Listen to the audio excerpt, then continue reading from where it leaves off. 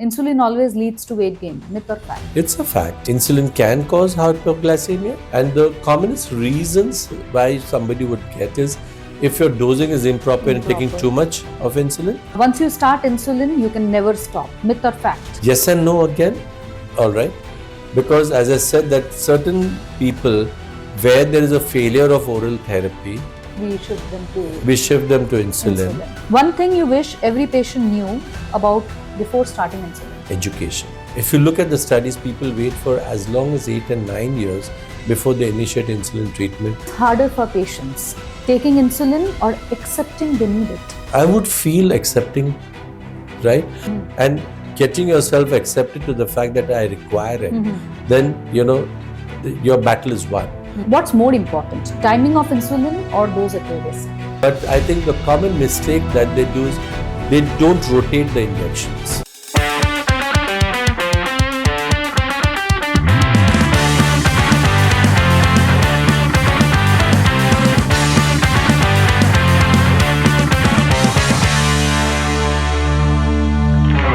The fear of insulin. For many living with diabetes, it's just not a medical step, it's an emotional journey. Often considered as a last resort, it comes with a lot of anxiety, misconception, and fear. But what if that fear is the barrier between you and a better health and a better life? Today, we are talking about that turning point. Hello and welcome to Sahyadri Health Talks. I'm Dr. Tushita, and today we have with us second time, Dr. Sanjay Agarwal. Sir, how are you? Thank you very much. Thank you for coming back. It's a pleasure, and I look forward to talk to you again today. Sure, because as I told you, we have so many things to cover. Last time we covered, diabetes and weight management. And this time we are going to talk about something which is again equally important, insulin and diabetes. Very important topic. I think Yes. something that every patient with diabetes should know about. Yeah, because whenever anybody who talks about insulin, or we hear that so and so has been is starting on insulin, the common conception is that the diabetes has worsened. That's why it's really like completely uncontrolled. That's why the person is on insulin. So we are here to debunk all those myths. Absolutely. Right? So at what point in diabetes treatment does this insulin come in picture? That's a very good question, and I think we should be very mindful of the fact that insulin is something that is required for our body to control the blood sugars. Now, all of us have insulin in the body. We make our own insulin. It's only when there is a lack of insulin or the insulin is not working adequately, that's when your blood sugars tend to go up, right? There is a point of time that your own ability to make insulin gets lesser and lesser. So even when you are on treatment, let's say if you're not well controlled, your ability to make insulin gets lower faster. Achha. People have got good control probably will be slowing down their amount of insulin, reserves in how much they are able to make insulin. So that process is slowed down in terms of deterioration. But yes, over a period of time, all patients with diabetes will tend to, start getting requirement for the medications more and more. Now, your question as to when people are going to need insulin, let's put it this way, that patients who have got type 1 diabetes, who lose their ability to make insulin pretty early because immunogenic destruction of the pancreas, they require insulin right from the time that they are diagnosed, Yes. right? Patients who come to us with extremely high sugars, let's say they come to us with 400s and 500s, and the A1Cs are in the range of 12 and 13 and 14, then unless the patient is started on insulin, you will never get them to the goals fast, right? And there is a concept of glucotoxicity where you find that if people have got very high sugars, then that is toxic to the islet cells or the pancreas, and they tend to get a sort of a stunning of the pancreas, and there is a sudden decrease in the insulin output. Now these very people, when you bring the blood sugars down to normal levels, regain certain element of sensitivity back, and they are able to make their own insulin, right? This is what we call as a honeymoon phase, where people improve, they find that they are able to get off all medications and they are able to maintain good levels for a longer period of time maybe at a late future they will require medications again. But it just because of very high sugars, it stunned the pancreas. Now you brought it down, it's able to make its insulin and keep the sugars in good control, right? The other scenario is that people have been long-term diabetics, they have been on oral agents. Over a period of time, the disease has progressed, they require, increasing amounts of oral medication. But there is a plateau point of to how much we can give oral medications. Yes. Right? If by maximum oral medications, you're not able to get the sugars in control, then you obviously need to introduce insulin to these patients as a normal transition. And the last bit is patients who come to us with acute emergencies or for hospitalization for some reason and they have diabetes, then we tend to use these patients on insulin. We shift these patients onto insulin while they are hospitalized for some reason or the other. For that particular period of time. Correct. Yeah. And patients who are pregnant, either they are diabetic who become pregnant or they have gestational diabetes, then they need insulin for their treatment. So, sir, what's the difference between basal, bolus, and premixed insulin, and how do you decide which patient needs what? All right. So our body tends to have the fasting and the fed state, right? So all of us, when we're not eating, are either in a fasting state or a post-absorptive state. So in the fasting state, there is always a base level of insulin that is secreted to reduce the glucose output from the liver, right? So it regulates the glucose output in the interprandial periods as such, when you're not eating anything, right?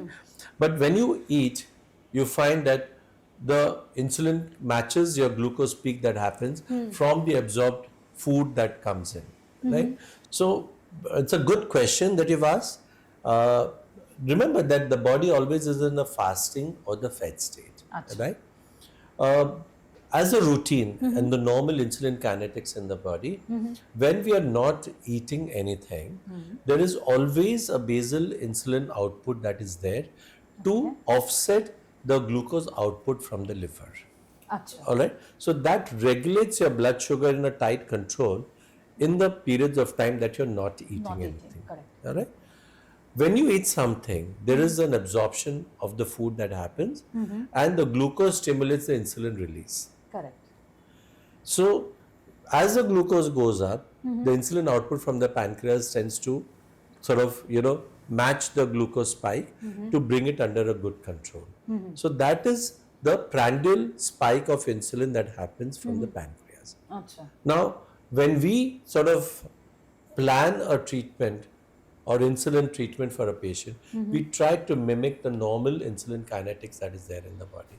So we give a basal insulin to match the basal output, and every time the patient eats, we ask them to inject a short-acting insulin to just offset the spike that happens because of meals. Right? So this is called as a basal and bolus therapy, where we're giving basal to match the basal and prandial insulins to match the boluses, or boluses that we speak is only to offset the spike that you get with the meals. Now, when we give a basal bolus, so the way we give all our insulin regimes is sometimes when patients are on oral medications, they're not at goal, we introduce a basal. And the earlier form was that we give basal oral therapies. But sometimes that may not get your A1C to control. Then we give a prandial insulin to the meal that gives the highest spike of blood glucose, and we call that as basal plus. And when we give with each meal a prandial insulin with a basal insulin, we call that as a basal bolus regime. Now, giving 4 shots at times can be difficult, right? So, premixed insulin is a fixed combination of short-acting insulin and intermediate or long-acting insulin. So, it's a fixed combination which you then give it, let's say, twice a day, morning and evening, or once a day, or even at 3 times a day. So, premix is a fixed combination of both short and intermediate or long-acting insulin. So, when it comes to the insulin administration, right, when we talk about the dosages, is it fixed or it changes? No, we generally have to titrate the insulin dose as per the blood sugar values, right? and the A1C, and the requirement tends to change depending on clinical situations. So let's say people who are lean but they're highly insulin resistant may require larger amounts, right? People who are obese may require higher amounts. There are people who require large amounts of it, obese people, or morbidly obese people. Some people may get under control even with small amounts of insulin. Also, the meal composition and the quantity may make a change. So there are times in the day when people eat less or they are ill, right? They may require lesser amounts of ill, or So they we are don't eat talking about a lot of adequately. self-monitoring to be done at home. Correct. So you need to always be doing a self-monitoring of blood glucose. We always teach our patient how to do a self-titration also, Acha. because people who are able to do self-titration are able to decide based on how much are they going to eat, what clinical situation they are in, are they going to be going for a party and require an extra amount of insulin.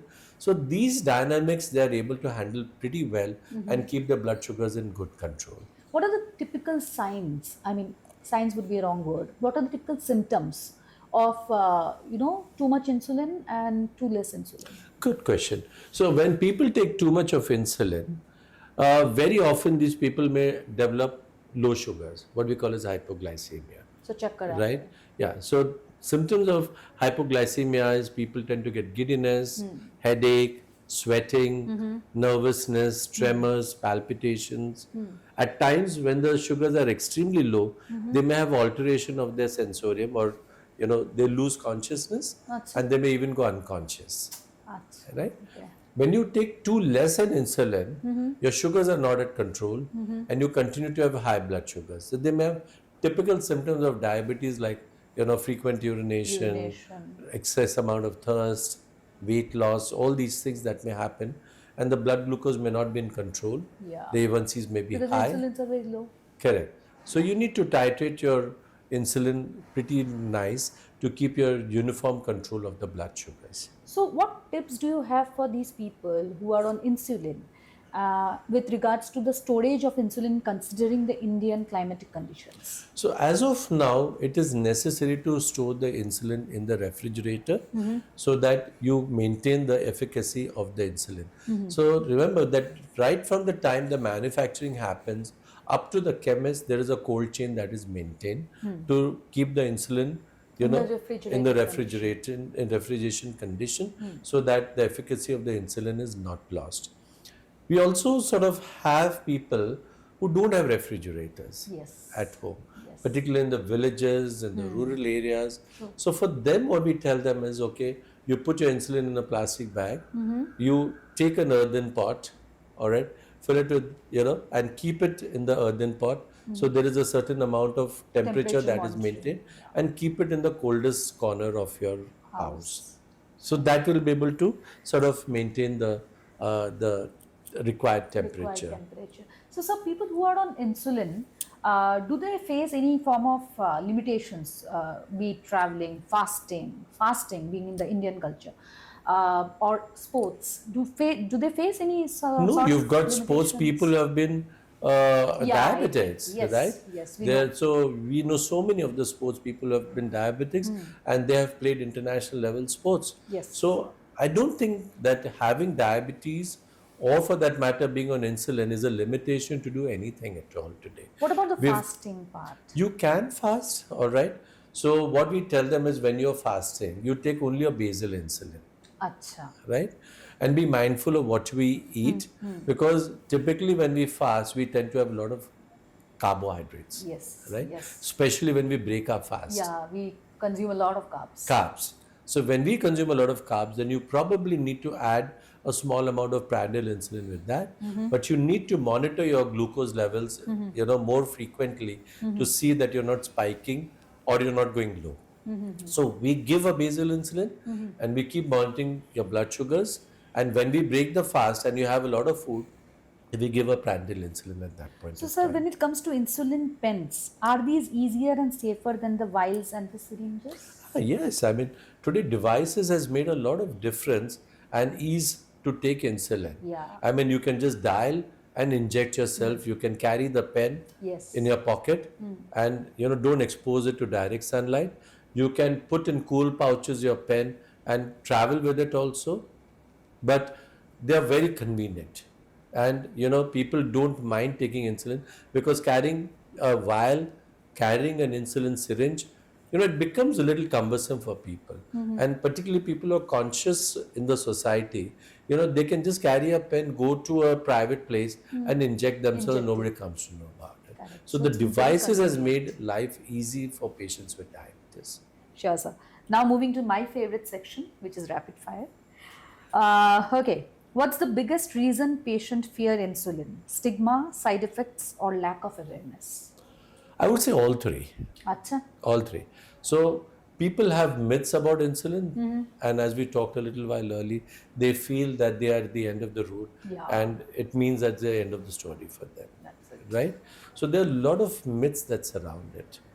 The other thing is, of course, side effects. Yes, because people fear low sugars, and when they fear low sugars, they are conscious that, okay, if I take and I'm not able to handle my low sugars, because anybody who experiences a low sugar, I don't blame them. It's not a very pleasant Yeah. experience. So we should be, when we are titrating insulin dosing, we go slow, because we don't want them to experience a low sugar, right? And we want to see that they're comfortable. And then the social stigma, people do talk, okay, you're on insulin therapy, and why you're on insulin, it means a lot, so there are various reasons people are not wanting to say that they have diabetes. They don't want to know that they are on insulin. There are people who give a lot of myths about insulin. True. So I think that it does carry in our society at least certain element of stigma. Already discussed this, but I'll still ask. Insulin always leads to weight gain. Myth or fact? It's a fact. Can insulin cause hypoglycemia, and how can that risk be reduced? Insulin can cause hypoglycemia, and the commonest reasons why somebody would get is if your dosing is improper and taking Improper. too much of insulin, or if you're eating less food and you're taking same amount of insulin, so the amount of food that goes in is not enough, and the insulin tends to be too much, and you tend to drop your sugars. Or if there are long intervals between food, Food. the insulin continues to work and you tend to go down. And once you start insulin, you can never stop. Myth or fact? Yes and no again. All right. Because as I said, that certain people where there is a failure of oral therapy, We shift them to we shift them to insulin. insulin. For those people, you're not going to get any generation of insulin from the body. These people will tend to require insulin, as a continuation of therapy. process. Type 1 patients will require lifelong insulin therapy. Yes. There are people in acute situations who come in with emergencies. Once the acute primary illness is over, maybe it may not require insulin, right? Pregnant ladies, when they take, who are diabetic, tend to become pregnant. Then during pregnancy may require insulin, but post pregnancy they may can go switch back go to back to oral medications. Patients who develop gestational diabetes and require insulin in the pregnancy, post pregnancy the sugars may come back to normal, right? Or patients who come with extremely high amounts of sugar, glucotoxicity, and you bring that under control, you may get a honeymoon phase when the patients may go off the insulin. Sure. One thing you wish every patient knew about before starting insulin? Education. Sure. I think I'm a strong proponent that education is very Diabetes important. and insulin education. Absolutely. At what stage should insulin ideally be introduced? Early or only as a last resort? Early enough. I would feel that don't procrastinate, don't wait, because if you look at the studies, people wait for as long as 8 and 9 years before they initiate insulin treatment, and the patient stays uncontrolled for a long duration of time, which puts him at a risk for diabetic complications. Which is harder for patients? Taking insulin or accepting they need it? I would feel accepting, right? Because today the needles have become fine. The insulin itself is extremely painless to take. So getting your mind right to say that I need it, and getting yourself accepted to the fact that I require it, then your battle is won. The actual process of taking the insulin is so easy and painless that once they start doing it, they are quite happy doing it. Sure. What's more important? Okay, this is my favorite. What's more important, timing of insulin or dose accuracy? Both, I would say. All right, because certain insulins require to be taken half an hour before food, Yes. right? Certain insulins need to be taken about 10 to 15 minutes before. And the newer insulins that are there, the insulin analogs, you can inject and eat and inject also, Acha. right? So they're very fast, ultra fast acting insulins, right? So these are extremely important. And your other aspect was dose of insulin or dose titration. So you need to be mindful that everybody's requirements are different. What you eat is different, how you eat is different, and what you eat on a day-to-day basis is also different. So if you frequently monitor your sugars, you'll find where you are in this journey. And often you do need to titrate the insulins based on all these facts that, okay, it may not be a steady dose all your life. You may require to keep, changing doses. And that's something you should learn how to do it. One common mistake that patients make while self-administering insulin. I think that's getting lesser and lesser. Acha. But I think the common mistake that they do is they don't rotate the injections. Acha. They Right? keep on injecting They at the keep same injecting site. at the same site. And when they keep injecting at the same site, you tend to get a hardening of the skin and the subcutaneous tissue. Correct. It sort of then retards the absorption of insulin from that site. And you find that the patients don't get a good control because they're injecting in the hardened site. Insulin damages the kidneys. Myth or medically sound? Myth, completely myth.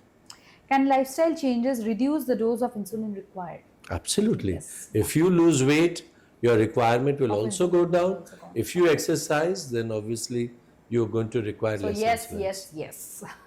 What's one thing doctors should say to every patient starting insulin? You can do it, and you should do it. Yes. Right. That's So I think that's very important to know. beautiful, sir. So that was about insulin and diabetes, and we have covered, I think, almost every aspect of it. And it was such a powerhouse of information this episode. And thank you once again for coming, on our podcast for the second time. And fingers crossed for the third time. Oh, thank you so much. I think Looking it's always a forward to it. pleasure to chat with you. I think these are important areas that we need to talk, Yes. and patients should know about it. Not only patients, but caregivers and Families. family, friends. Because today, with the incidence of diabetes being high, I think everybody has somebody in the family or a friend Yeah. who has diabetes, and Very I think common. facts are very important to know. True, Yeah. true. Thank you, sir. Thank you once again. Hope you have a great day ahead. Thanks. Thank you so much. Thank you.